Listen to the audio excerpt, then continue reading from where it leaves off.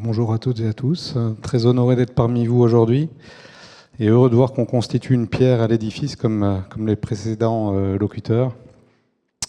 Donc, qu'est-ce que je vais vous présenter aujourd'hui? C'est la façon dont nous contribuons à l'effort de décarbonation. Alors nous, comment on se voit? En fait, on se voit comme une troisième voie pour électrifier la mobilité. Vous connaissez les batteries, vous connaissez l'hydrogène classique pour certains, on en a parlé juste avant. Nous, on va proposer une troisième voie par rapport à ça. Et cette troisième voie, comment elle se présente? En fait, vous voyez, c'est une solution 2 en 1, comme vous pouvez le voir derrière moi, où on va utiliser une pile à combustible de notre propre fabrication. Donc une pile à combustible, qu'est-ce que c'est? C'est un objet qui va fabriquer de l'électricité, mais pour ça, il faut qu'on lui donne de l'air et de l'hydrogène. L'hydrogène, actuellement, c'est un peu compliqué à trouver. Il faut avoir des infrastructures pour le produire, le transporter, le distribuer. Et vous n'en avez pas à chaque coin de rue, pour l'instant. Et donc, nous, qu'est-ce qu'on va faire? On va générer l'hydrogène sur place grâce à une cartouche que vous voyez ici avec une substance active qui est verte. Et elle va se nourrir de l'eau que rejette la pile pour lui redonner de l'hydrogène. Et ça, pendant un certain temps. Donc, qu'est-ce que ça veut dire? Ça veut dire que vous allez trouver une électricité juste avec le bloc noir que vous voyez, qui est une pile à combustible qui va être fixée sur votre véhicule. Et puis ensuite, vous allez alimenter ça avec des cartouches que vous allez trouver n'importe où, dans les supermarchés, dans les stations essence, n'importe où. Vraiment un bien de consommation courante, comme vous trouvez des cartouches d'imprimante ou des cartouches but à gaz, enfin, peu importe. En tout cas, c'est inconsommable. L'avantage de ça, c'est que une fois que la cartouche elle aura produit tout l'hydrogène qu'elle aura pu produire, et déjà elle en produira beaucoup, avec 300 millilitres, on est capable de fabriquer l'équivalent d'1 kWh, c'est-à-dire en gros c'est 4 vélos à fond pendant 1 heure, juste avec ce petit récipient-là. Une fois qu'il est terminé, vous allez l'emmener là où vous l'avez acheté, on vous en donne une nouvelle. Donc c'est une nouvelle façon encore une fois de concevoir l'énergie. Et on va vous redonner une nouvelle et l'ancien produit qui est consommable va être utilisé comme fertilisant, donc compostable. Voilà un petit peu ce qu'on est en train de mettre sur pied. Donc Clean est relativement jeune, on vient de fêter nos 3 ans cette semaine. On est une start-up de l'énergie, on a démarré à 2, on est 17 maintenant, on va le voir tout à l'heure. Et on propose cette énergie un peu partout. On a commencé à le proposer en France, en Europe, au Japon, aux États-Unis. Et donc on espère que d'ici 2030, cette technologie va voir le jour de façon au moins aussi importante que les deux autres dont j'ai parlé. Donc pourquoi on fait ça? Parce qu'on a des besoins colossaux d'énergie. On en a parlé en introduction tout à l'heure, donc vraiment important de faire partie de ce mix-là. Pourquoi? Pour le décarboner au maximum. À la fois décarboner les nouvelles énergies qui arrivent, mais également les existantes. Actuellement, de quoi on dispose? On dispose de batteries et on dispose d'hydrogène classique, un petit peu. Mais elles ont toutes les deux ces solutions des inconvénients, notamment les batteries, l'encombrement, le poids.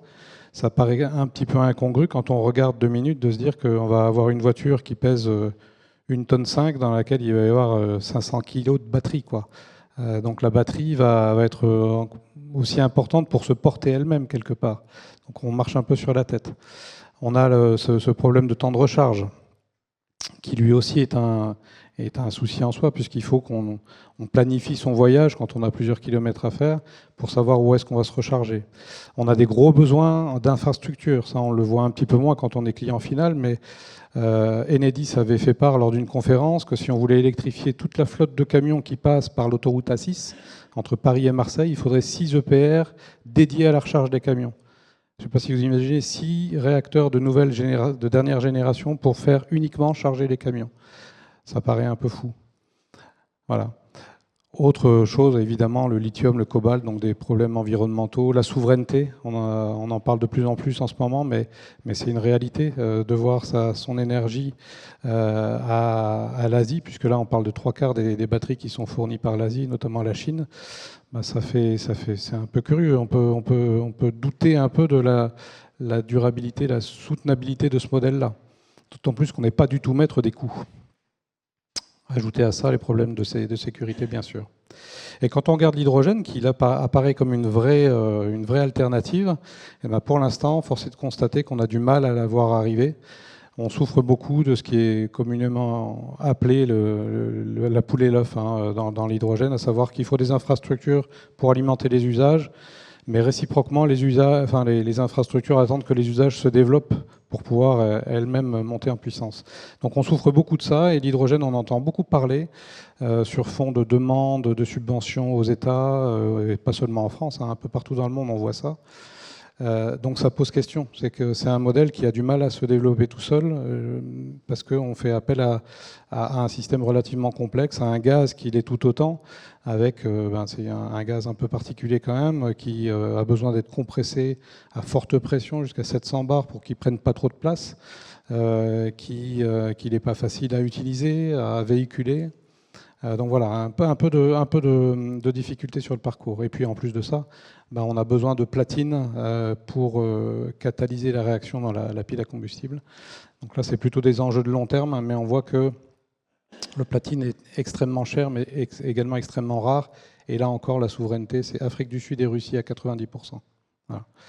Donc nous, qu'est-ce qu'on a proposé? Cette solution-là. Donc cette solution-là, elle est née dans un laboratoire au CNRS. Elle a été mûrie sur des tailles de cette taille-là, à peu près quelques millimètres carrés, par un chercheur de Besançon.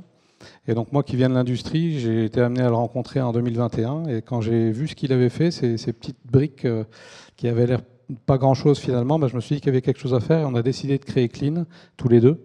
Et puis on a fait grandir la société avec l'équipe, avec la technologie, avec les procédés pour fabriquer la technologie, avec la recherche de business bien sûr, puisque les uns ne vont pas sans les autres.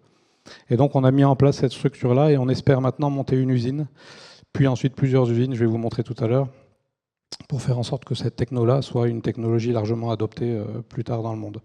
Le gain, vous le voyez ici, on l'a appliqué sur un drone, mais vous avez pour une taille de 2 kg, donc un module de 1,3 kg, l'autre de 0,5, donc moins de 2 kg, on est équivalent à une batterie qui en fait 8 à peu près. Donc c'est quand même assez intéressant en termes de densité. C'est également intéressant parce qu'on sépare la puissance de l'énergie. C'est-à-dire que si vous voulez plus d'autonomie, vous n'êtes pas obligé de tout grossir comme la batterie. Vous pouvez uniquement multiplier le nombre de cartouches de source et garder votre pile à combustible. Donc là encore, un truc une gestion un peu plus intelligente des différents paramètres. Pas d'infrastructure, ça c'est vraiment clé. C'est-à-dire qu'on n'a pas besoin d'attendre qu'il y ait des infrastructures pour se développer. À partir du moment où on fournit ces cartouches en masse et qu'on les distribue, donc on est également en discussion avec des partenaires là-dessus, à partir du moment où ça devient un bien courant, la technologie se développe toute seule, donc il y a cet aspect de temps d'accès au marché, il y a l'aspect plug and play.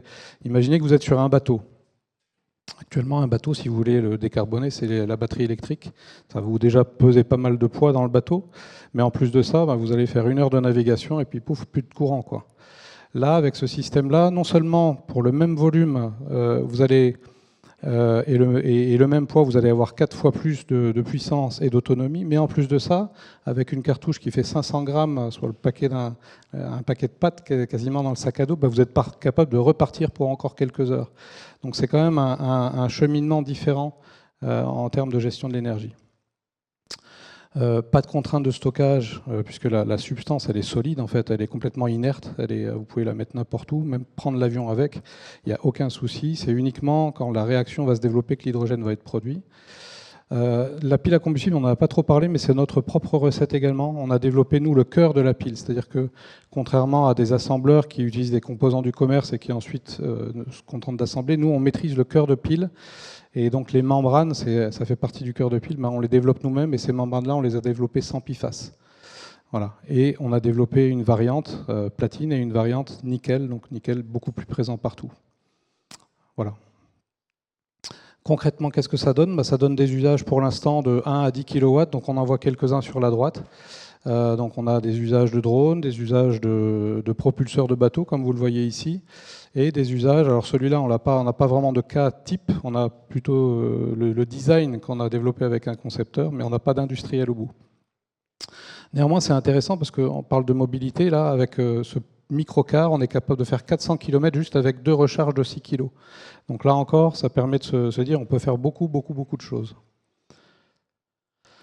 Bon, ça je vais passer rapidement. On est une start-up, donc on a besoin de visibilité. Donc on s'est fait connaître de tout un écosystème en France, en Europe, à l'étranger. On a ramené un prix, le prix du Clean Tech Open. Cette fois-ci, c'était en Californie en décembre. On retourne au Japon en avril parce qu'il y a l'exposition universelle. On aimerait se donner un peu de visibilité là-bas. Et nous, ce qu'on essaie de faire, c'est développer encore une fois les marques d'intérêt, les commandes pour aller vers le plus vite possible vers le déploiement de cette technologie. Donc, encore une fois, on est 17, comme je l'ai dit tout à l'heure, donc 2 fondateurs que vous voyez sur la gauche, un industriel qui nous a rejoint quelques mois après, qui a passé 30 ans de sa vie à développer des produits et des procédés industriels. C'est fondamental d'avoir les deux, sinon on n'avance pas. Et puis autour de nous, des ingénieurs, des docteurs, des techniciens. Et avec eux, on développe ce qu'on est en train de faire. C'est-à-dire 2025-26, les premières livraisons, pour aller ensuite en 2027 et 30 vers un usage de masse.